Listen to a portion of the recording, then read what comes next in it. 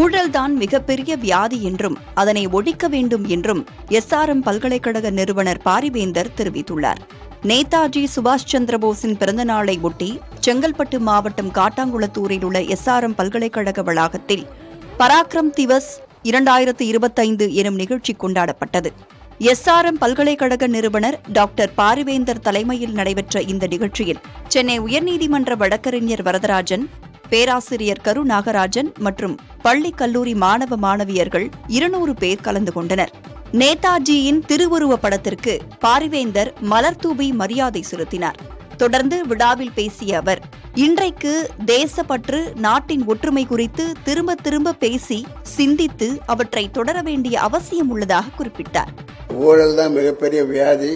அதையெல்லாம் கூட ஒழிக்க வேண்டுமானால் நீங்கள் துணிச்சலாக அந்த தவறுகளை சுட்டிக்காட்டுகின்ற ஒரு இளைஞர்களாக வளர வேண்டும்.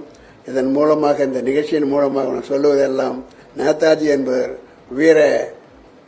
பெருமைக்குரிய வீரமகன், பெருமைக்குரிய ஒரு இந்த நாட்டிற்கு நமக்கு அன்றைக்கு நாட்டுக்காக போராடினார்கள்.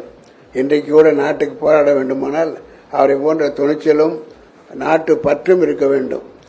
அதனுடைய அடிப்படையாக கொண்டுதான் இன்றைக்கு இந்த விழாவை நாம் நடத்தி கொண்டிருக்கிறோம்.